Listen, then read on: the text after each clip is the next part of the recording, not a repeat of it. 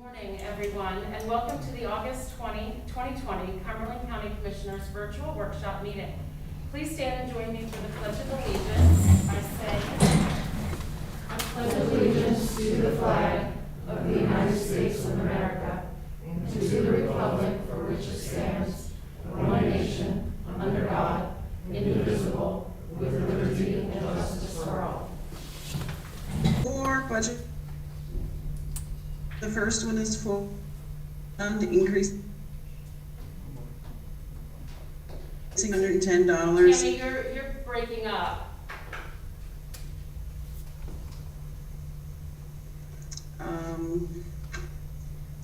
Am I better now? Yes. Okay. The first resolution, general fund, increasing revenue and expenses by $142,910. This is for the coronavirus emergency supplemental funding grant through PCCD that provides Cumberland County law enforcement, the police department, sheriff, DA, probation, prison with supplies which include PPE, sanitation services, and cleaning supplies. The second resolution is for the general fund, increasing revenue and expenses by $72,067 for the district attorney lab. This grant is to provide updates to the gas chromatography system to better analyze narcotics and an upgrade to the software to allow greater flexibility in interpreting results. The next resolution is for the nursing home. They're increasing revenues by $2,277,468.93 and expenses by $3,822,100 and reducing fund balance by $1,544,631.07 due to the unforeseen impacts of the pandemic COVID-19. The facility's using unprecedented amount of personal protective equipment, paying premium costs for these due to the shortages. The same holds for their cleaning and disinfecting supplies. And then the county had approved the hazard pay for staff for a brief period of time, and admin leaves being paid to staff for being sent home for COVID exposure. The last resolutions for the nursing homes, increasing capital in the capital contra by $6,050 for the purchase of a copier. Are there any questions on the resolutions? Tammy, item 3, what is the current fund balance at the nursing home? If you know that. I would have to, I don't know that off the top of my head, but I can find out for you. That's fine, thank you.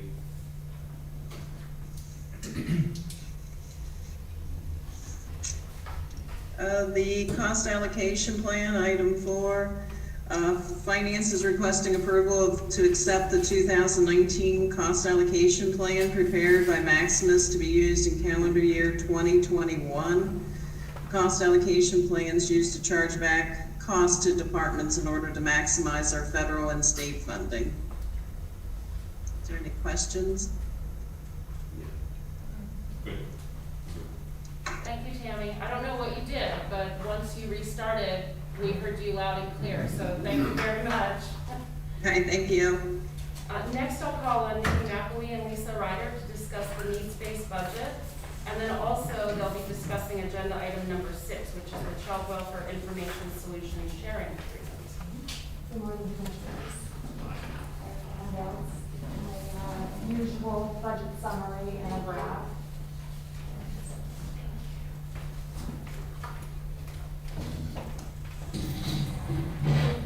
Here this morning to discuss the second half of the needs-based budget, which is the financial piece of our needs-based budget. The budget summary that I prepared is for 3 fiscal years, and I'll explain each fiscal year to you. The first one is fiscal year 1920. That is the fiscal year that just ended. I'm happy to say we will not be an overmatch this year. I believe a lot of that has to do with COVID-19 and our fourth quarter expenses being a lot lower than they typically are. Our purchase services between fiscal year 17-18 and 18-19 increased by 784,000. This year, between fiscal year 18-19 and 19-20, we actually went down 24,000 in our purchase services. So that was a big reason why we didn't go into overmatch. Fiscal year 2021 is called our implementation year. This fiscal year is the year that the state had already certified us for, and we received our allocation letters. We received 100%, well, almost 100% of what we asked for. When we got our final allocation, they did not cut it due to COVID-19. They also funded us for the full calendar year, where some departments will only receive 6 months funding. I believe in fiscal year 2021, based on our spending from 1920 and our projections, I do not believe we will be in overmatch again this fiscal year. Barring no crazy placements, we already know about JPO has one, we have 1 or 2 on the horizon, but I still think we should be within our certified budget for fiscal year 2021, or 2020-21. And then fiscal year 21-22 is our needs-based year. I always call this our wish list year. We basically put in our needs. And then the state will come back and certify us. They basically certify us from our actual spending of 1920, which is a little lower, so hopefully it doesn't, they don't cut us a lot, but we'll have to wait and see. We didn't ask for anything new. There's 3 new positions that Nikki had spoke about in our last meeting, and basically just utilization increases. Then the second handout is just basically a graph that I like to show every year, and it kind of shows our county share at the bottom. We typically run about, our total budget, about 17% is county funded. The rest is state and federal. Are there any questions? I'd like to actually ask a question about the documentation that you provided. And I just was kind of concerned even at the first paragraph where it says we were very lucky that almost all of the casework staff had laptops and cell phones. Do we need to get you more? So, no. We have now. We do now. Some people prefer desktops over laptops, and we've always allowed staff to make that determination. And obviously now we realize that we only have maybe 5 or 6. And so we now have them converted to laptops full time. Okay. So we were able to really go mobile pretty seamlessly. Good, good. Yeah. I just, when I read that, I went, Yeah.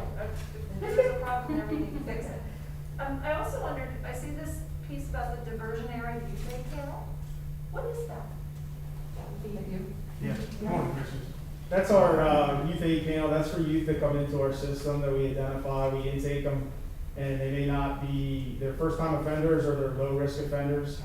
And there's a recommendation made for a youth aid panel. We have someone that manages our youth aid panel at various locations throughout the county. They run youth aid panels where some of the members from the public participate in those, and they meet with the youth and their families. They give them some things to do, and if they can accomplish their goals within that short period of time, they're diverted out of our system and they don't come through our formal probation system. So it's a way of diverting kids and only dealing with the more serious cases. Okay, thank you, thank you.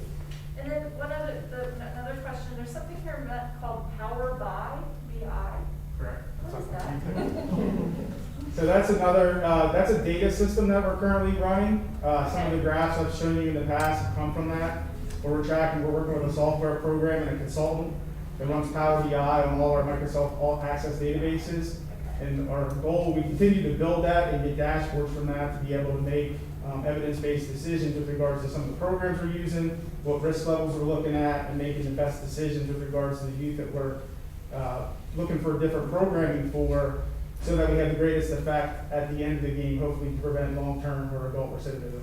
Good, okay. There are many things that I will email you about, but I also wondered about, it's on page 10. It says, as of the writing of this document, the following agencies have requested an increase due to Department of Labor minimum wage increases and overtime increases. Was there a minimum wage increase somewhere? Okay. Yeah, I can't speak to exactly when that was, but the Department of Labor came out that you had to have a certain amount for your minimum, and obviously obviously with all of our providers, we knew it was gonna trickle down, that some of our providers were below the minimum, so they had to increase. So some of our providers have come back to us with requesting an increase so that they can pay their staff more. Okay, thank you. Yes. Thanks. Thanks. Commissioner Fosh, I know there's a lot in there. If you wanna schedule a time and I will. And I'd be glad to, I mean, that's a huge document that there's a lot of information in it. Thank you. Yep. Do you have any other questions for the team? I'll just speak to the second part of it, which is the Seawiss document, which is requiring the commissioner's signature and Keith, your signature as well.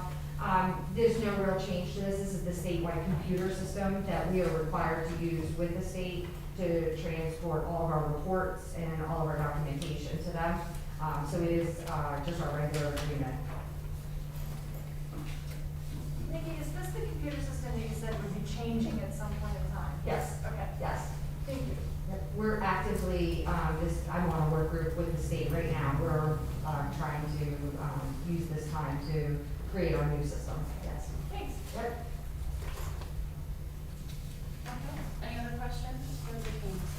Okay, thank you very much. Thank you. Thank you. Thank you. Oh, thank you. Agenda item number 7 is contracts and grants, with agenda items 7.1 A through E consisting of existing contracts, contract extensions, or addenda with no additional cost or increase to the county. For Children and Youth Services, Claremont Nursing and Rehabilitation Center, Drug and Alcohol, Human Resources, and MHIED. Commissioners, do you have any questions, comments, or concerns regarding any of the agreements for the above mentioned departments? Hearing none, we'll move on to agenda item 7.2, which consists of new contracts, vendors, services, grants, and contracts with increases or decreases to the county. And I'll start by calling on Jamie Ryber to discuss the 9 agreements for children and youth. Jamie? Good morning, Commissioners. The first contract on is for Families United Network. This is for our 2021 contract with them. They did have increases across the board of 2 to 3%, but all of their rates are still well below the state maximum allowable. The second contract is for the Children's Home of York. This contract is for the 1920 fiscal year. They were delayed in getting their budget packet approved by the state, which is why we're just now finalizing everything with them. They did receive increases ranging from 5.2 to 7.54%. They have not received increases for quite some time through us. So we did grant them increases this year and also remove some programs that we don't typically use with them. The next contract is for Bethany Home. It is the 2021 contract as well. Their services are all also very much below the state maximum allowable, and they did get increases of 3% across the board this year. Family Care Services is another foster care agency that we use. This is the 2021 contract. They had minimal increases of 2.5% across the board, and again, they are well below the maximum allowable. The next one is Children's Home of York. This is an addendum to their extension, so we just are finalizing their 1920. We're going to extend that contract. We're also going to give them additional increases starting on July 1st, 2020, and those increases range between 4.94 and 7.03%, and this is going to bring them up to their maximum allowable rates. The next one is for Cornell Abraxas Group. This is also 2021 contract. They had increases of 2% pretty much across the board, but 2 of their more intensive programs, their leadership development program and their program did increase 9.5% for the LDP and 11.25% for the detention. National Mentor, also known as Pennsylvania Mentor. This is also a 1920 contract. Again, they were delayed in getting their state budget packet approved. So that's why we're just now finalizing that one. They are asking for increases of 2.98% to 6% in 3 of their programs. And they're also well below the state maximum allowable with those rates. Edison Court is a 2021 contract. It's a drug and alcohol program that typically juvenile probation utilizes. They are requesting a 5% increase. Much of this program is funded by the child's insurance, but the portion that we pay is well below what their state maximum allowable is. Just a point of observation for pretty much everybody is that, you know, whenever we're looking at an increase, it is helpful to know when was the last time an increase was granted, especially when they're in excess of like CPI or something. I realize some of these haven't received increases in multiple years, so CPI is just, you know, a comparative number, but not benchmark. So, but that would be helpful for us to know how long has transpired between these increases. Most of our providers are typically getting minimal increases of something each year. Sometimes due to different reasons, they are increasing much higher, but I will make sure that that information is included. Okay, thank you. The last contract that is on there. I'm just gonna interrupt for a second, sorry. Does that mean that we need to change the form then? I just made note. Yeah, so Jamie, just for your benefit, the commissioners don't get the entire contract because then their packets would be wheelbarrow level of carrying around. They just really get the cover sheet. So we'll talk in maybe the next department head meeting about updating the form to ensure everything is on the cover sheet that we need. Thank you. And I think you have one more agreement to tell us about. This is Presley Bridge. This is one of our foster care programs and also in-home service. They provide parenting, increasing their parenting program 5.45%, and then they are increasing two of their foster care levels. One is increasing 6.17%, the other is increasing 29.3%, and this seems very high. However, last year we actually decreased their rate about 12% due to their maximum allowable by the state coming in lower than they had planned. So this year we're just bringing them back up to where they should be with that. Any questions? Okay. Thank you, Jamie. Thank you. Next, I'll call on Rebecca Finke to discuss the PCCD grant for coronavirus emergency supplemental funding in the amount of $142,910. Rebecca?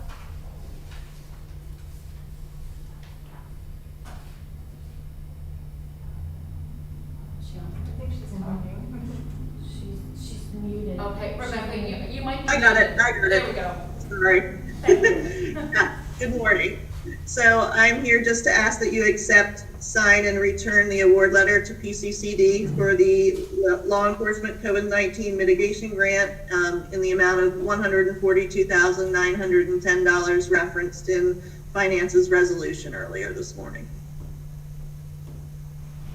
Any questions about the grant? All right, thank you very much, Rebecca. Thank you. Take care. Thanks. You too. Ryan Simon is also on Zoom to discuss 3 agreements for drug and alcohol. Ryan? Good morning, Commissioners. The first contract is with Here Incorporated. They are asking for 3% increases in their 2 halfway houses for men. That would be an increase of $5 a day. They also started a new halfway house for women, and that rate, they're asking $154 a day. Next, we have Fire Tree. They have 3 different locations.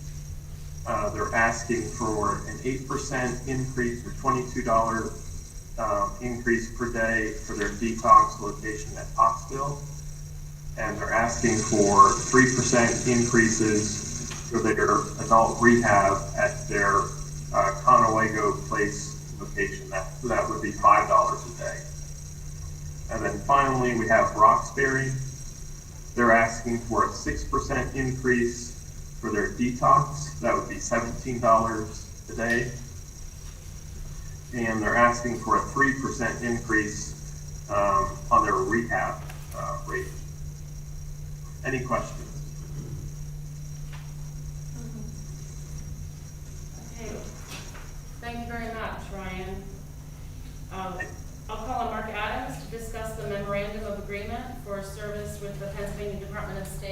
Mark. Good morning, Commissioners. For several years now, IMTO has purchased a service from the Center for Internet Security, which is part of DHS. It's a network intrusion detection system or service, includes network monitoring, alerting, and notifications of any type of security events and those type of things directly from the government. They are able to consolidate from all different levels of government and then share those alerts with all participants. Recently, the Department of State has realized the importance of this service to all counties and has been working with CCAP to basically pay for this service for all counties. So instead of paying the $7,400 annually that we're doing, we're going to get it for free as long as we are okay with the MOU and sign this with the Department of State. Any questions for Mark? Thank you very much, Mark. Next, I'll call on Kirk Stoner to discuss the supplemental federal aid bridge project reimbursement agreement for Orr's Bridge. Kirk? Good morning, Commissioners. This is just a shifting around of costs for the Orr's Bridge project with our reimbursement agreement. We need to shift costs from the final design phase into the right-of-way phase where we have some additional costs because of a right-of-way settlement we have with a claimant on that project. The overall cost of the project remains the same as simply shifting funds around within the different cost categories. Any questions for Kirk? All right, thank you very much, Kirk. Yep. I'll call on Sue Harbaugh and Annie Strike to discuss MHIDD's agreements for fiscal year 2019-2020 and also fiscal year 2020-2021. Sue, Annie? Good morning, Commissioners. I'll start first. This is Annie.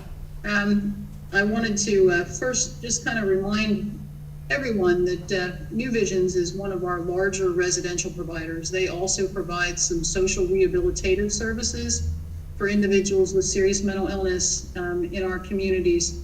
So for the first contract, it's actually an amendment for fiscal year 19-20, and it's for additional services that was provided over what their initial contract was. So it's an increase of $22,640, and it's due to additional services that was provided both within the residential cost center as well as the social rehabilitation program. Do you have any questions about that initial contract amendment? Okay. For the next amendment, this is a little more complicated. This is an amendment for the long-term structured residence that actually has been under development. We received the first allocation from the state back in, I believe, September of 2018. So for the last almost 2 years, we've been working on this large project. We had requested from the state to waive the fiscal regulations in order for us to pay for this project. By fiscal regulation, we are only permitted to put down 25% of the project, but we had the fiscal resources allocated to be able to complete the project. So initially we requested a waiver and received the waiver from the Office of Administration in order to do this, thus saving the county, we believe, about $75,000 to $80,000 every year for 20 years over an amortized mortgage. Additionally, then COVID-19 hit. And as a function of that, it delayed the project. We had anticipated that this project would be completed by fiscal year end. It was not, due to COVID-19 because of work stoppage. We again requested a second waiver from the State Office of Administration to waive fiscal regulations to permit us to encumber funds to pay for it using fiscal year 19-20 monies and report it on our income and expense form that is due September 30th. We requested that waiver, and I have received permission to do that from the Deputy Secretary of the Office of Administration. So with that, we are requesting to amend New Vision's LTSR contract by $575,276 to complete the construction of the project. I'm anticipating questions. I guess I only have one question, and that is, the the LTSR project was originally ahead of schedule, and significantly ahead of schedule at the beginning of the year. So how far ahead were we, and how long was the work stoppage, and how much did that offset? Yeah, we lost about 8 weeks, to be very honest with you. Yeah. When the governor stopped all construction projects, that work stopped. And then at the beginning of May, it may have been, the beginning of May is when it restarted. And I will say that I know that we have been meeting with the architect, the contractors, and our provider every other week since then. And this week, I know they were laying the flooring. We actually have the inspection with the township scheduled for August 28th, and we're hoping to have the program licensed early in September. We're anticipating moving our first 3 individuals into the program by the end of September. Okay. So we basically, if I recall correctly, we were roughly 2 months ahead, but we lost 2 months. So, on the surface level, assuming that when work resumed, it resumed at a normal pace, we should be tracking fairly close. Where's the fault in my logic here? Well, I don't know that we were 2 months ahead of schedule in the beginning of the pandemic. We were ahead of schedule. I think some of the issues were related to supply lines, stuff that had been ordered, and because of the pandemic, stuff that was delayed in delivery, as well as the need to socially distance each other. So we couldn't have as many contractors in the building, so we couldn't have the plumbing contractors and the electrical contractors working at the same time because they couldn't be next to each other. Right. Okay, so my question is, did that increase our costs in any way, or is that all fixed cost, or? No, it did not increase our costs. I think what really has occurred is some of the costs, I think the provider we have the construction loan, but then we have other things as well, furniture purchases, equipment and supplies. So, some of it was more delayed in maybe a lapse in the provider not thinking through fully what the costs were going to be. Okay. That's helpful, thank you.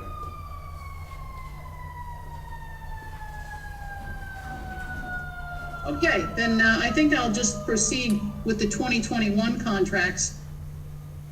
The first contract is actually with Cumberland County Prison, and our office pays for half of a position at our prison in order to better support individuals with mental illness who are incarcerated. We've done this for quite a number of years now, but there's a slight increase in that contract. $3,635 is the increase. Total contract is $38,156. And the next contract is actually back to New Visions. And that's a renewal of their contract for fiscal year, from the previous fiscal year, for all of the residential services that I was describing earlier. And it is an increase of $88,189.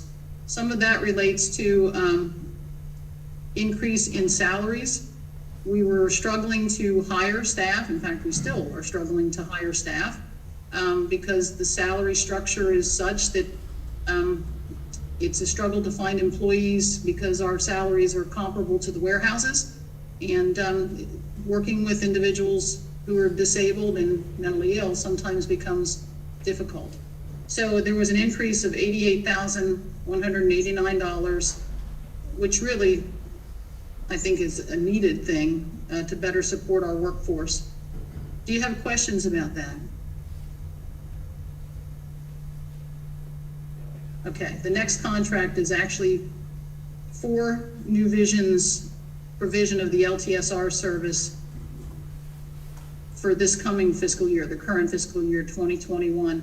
It's actually a decrease of $267,052, and that's largely because of the extra costs associated with the startup of the project.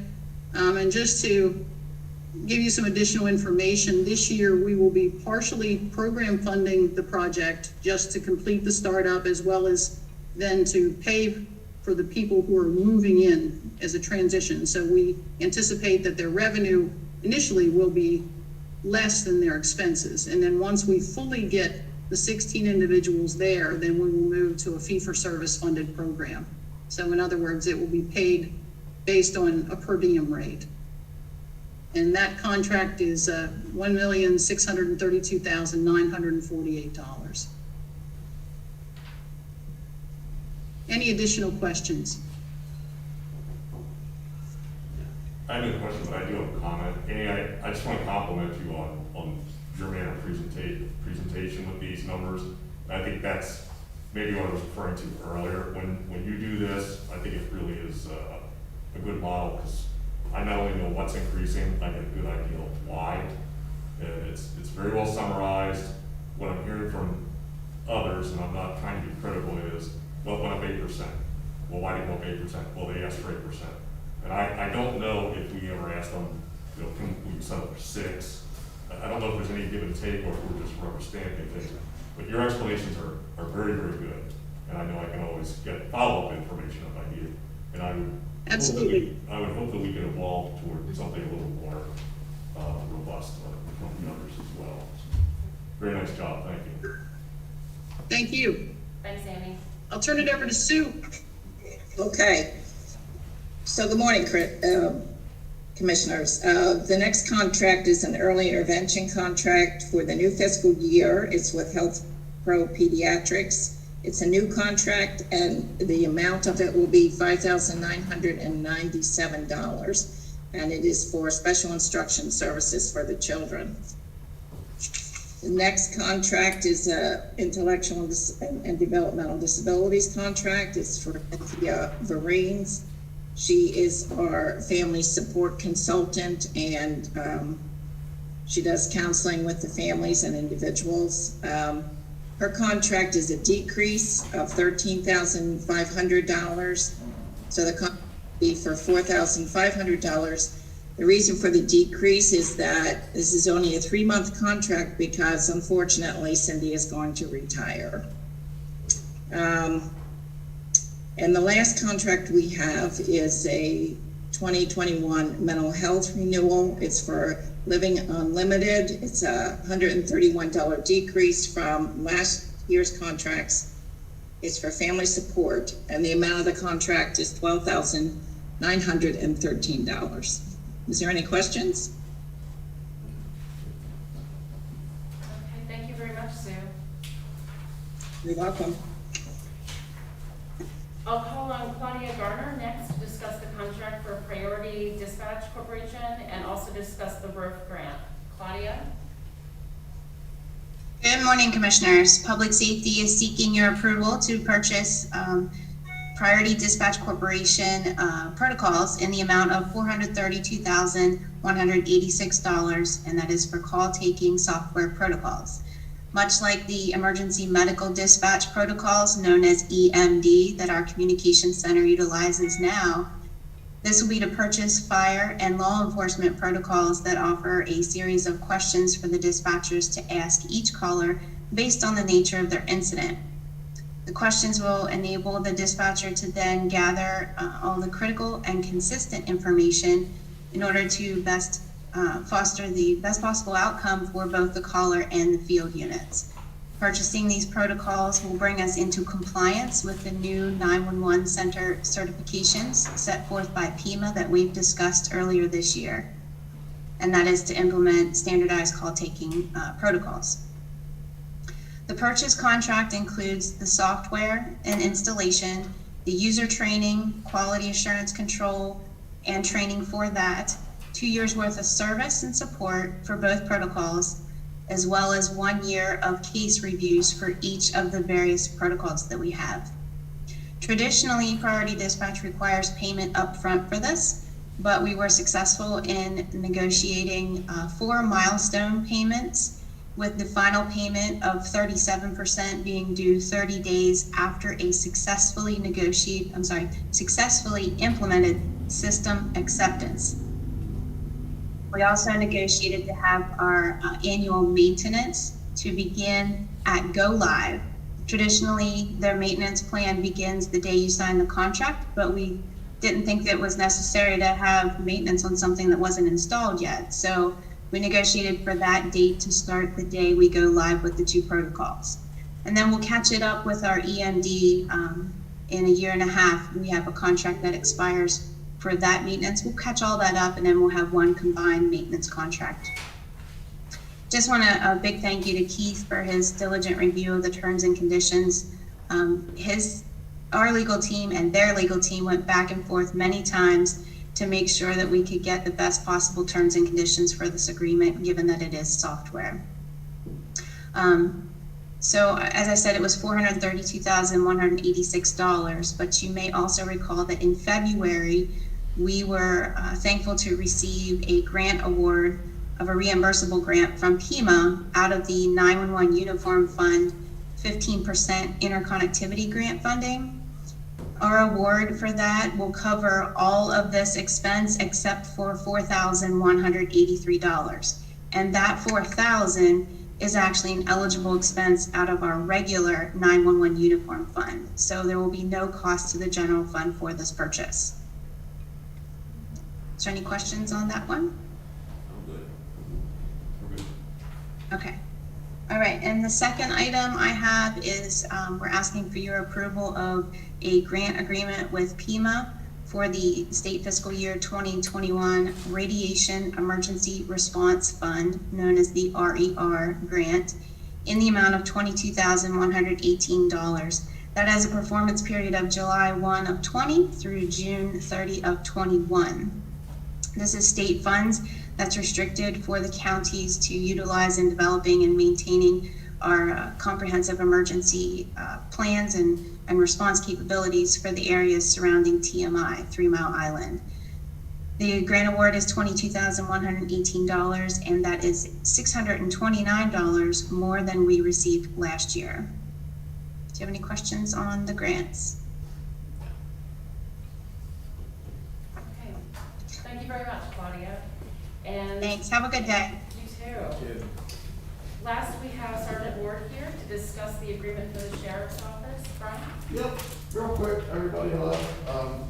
It's another year going by. The contracts for our Lexipol policy management outfit that we've been dealing with for 2 or 3 years, to your benefit, is an organization that writes policies for emergency services to include fire and include the prison system. And this year's a perfect example. They follow national and state trends and adjust stuff accordingly. So with current events here this last year, 13 policies have been updated by them, which is more than they've ever done in years. And their policies such as use of force, discriminatory harassment, hate crimes, standards of conduct, bias-based policing, and recruitment selection, all stuff driven by what the governor in Harrisburg has done recently and federal stuff. It's gone up $355 over last year. Any questions for anybody? I appreciate it, thank you. It's important to us and me, and you guys are always very supportive of us, so thank you very much. All right, Thank you guys. Thank you. Yep, see ya.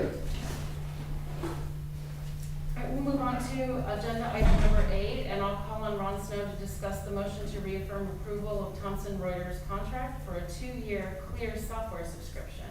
And commissioners, please note this is an action requested item. Ron?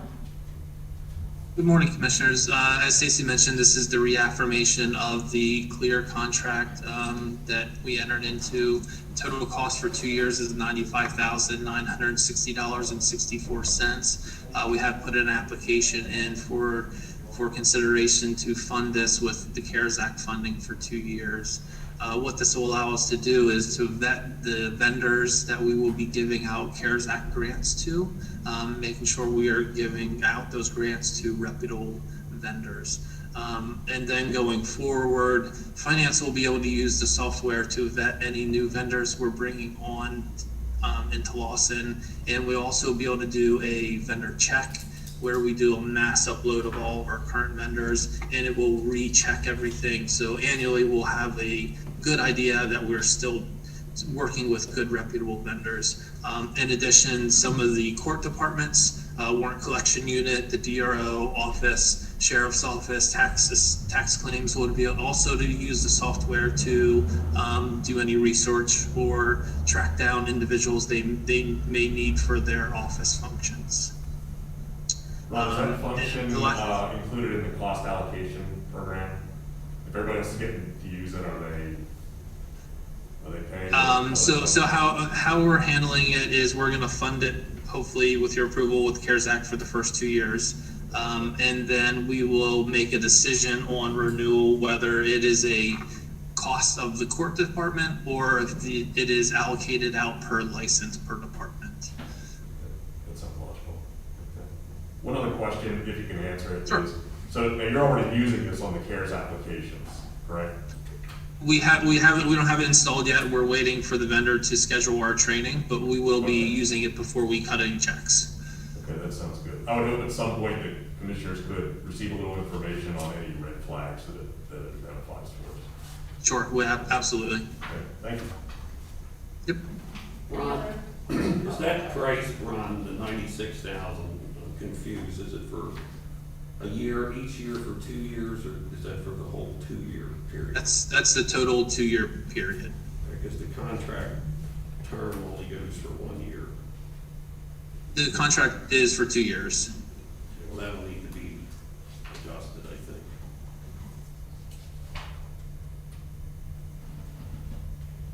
We'll get in touch with you to verify the cover sheet, Ron, and we'll get that adjusted Okay. before the contracts are signed on Monday.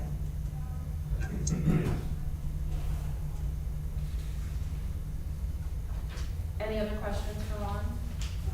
All right, thank you very much, Ron. Agenda item number 9 is Commissioner's Liaison reports, and I'll start by calling on Commissioner Eichelberger. Okay, just one observation, every time we go through the contracts, I can't help but notice, I'm told, I've never seen a movie The Graduate, but apparently there's a scene in which this guy's counseling somebody, and a young man says the future is wrapped up in one word, plastics. If they remade that movie today, they would have to say one word, software. We spend an incredible amount of money on software. I think we're getting our money's worth for the most part of it is essential to operations, but it's pretty amazing how much software we have to purchase and that we utilize. So, okay, speaking of which, for my liaison, I have MHIED has the advisory group's meeting is today. I'm hoping to attend that via Zoom. A lot of time wrapped up in the COVID CARES Act stuff, interacting with KDIC on that. And we had the detailed update yesterday, so everybody's up to speed on where that is, I believe, at this point. I asked Justin for an update in regards to recycling, and he sent me some very good information. Apparently, they've been really, really busy at the recycling center, e-cycling center. He said that people being home has led to lots of cleaning out, which means lots of stuff to get rid of, which means lots of business for us. So they have, and he's been down there helping out since we don't have the prison help anymore currently with the COVID situation. So he's been really hands-on lately and earning it, no doubt, because it's been pretty hot outside. So he said the yard waste equipment also has been very busy because of the number of people at home and using the time to clean up their yards. If somebody'd like to volunteer to work on mine, I actually might pay a little bit. So they also, Saturday was the Household Hazardous Waste Disposal Day. That's the second one, I believe. And they had 352 customers attend. They dropped off 46,741 pounds of household hazardous waste. Once again, dominated by paint, which represented 33,044 pounds of that total. And there are the survey responses. He sent me a link for the survey responses for the customer satisfaction survey. If anybody would like that, I'd be happy to pass it along. A lot of interesting comments and predominantly very, very positive, by the way. So just as way of background, the e-cycling center has been up for 38 months, and June, July, and August of this year rank in the top 8 for average pounds per day received. give you a breakdown too, but I'll spare you the fine details unless you want me to email it to you. So, just a reminder too, I think everybody should have gotten their update regarding CCAP committees. And so fill out your application if you're interested in the CCAP committee and send it back in, because they will boot you. I found out the hard way. They will boot you off the committee if you don't reply. So if you have interest in that, just a friendly reminder. That's everything I have. Thank you, Commissioner Ansberger. Commissioner Fauci. There was a planning board meeting this morning, and it started at 7:30, and I left it at about 10 to 9. It was still going very strong. It was a really interesting meeting. But Shippensburg University was there, and they delivered their report done by the Center for Land Use and Sustainability on affordable housing. And I will send a report to both commissioners. But wow, it was very interesting. And so not only do we have an affordable housing issue in Cumberland County, but it's driven by the fact that we also have a very car-dependent transportation group of citizens. And so when I think about making housing more affordable, I go back to what we have to do, how we're working with CAT on some regionalization to see if maybe we can get some better public transportation to alleviate some of those costs for an automobile. Briefly, the policy considerations at the end of the study to help with affordable housing. One was to encourage flexible zoning ordinances that allow for higher density single-family and multifamily housing in walkable communities with a mix of land uses. Support policies that permit and promote rental housing. Advocate for decreasing or streamlining regulations where appropriate. And I just remember this number sticking in my head.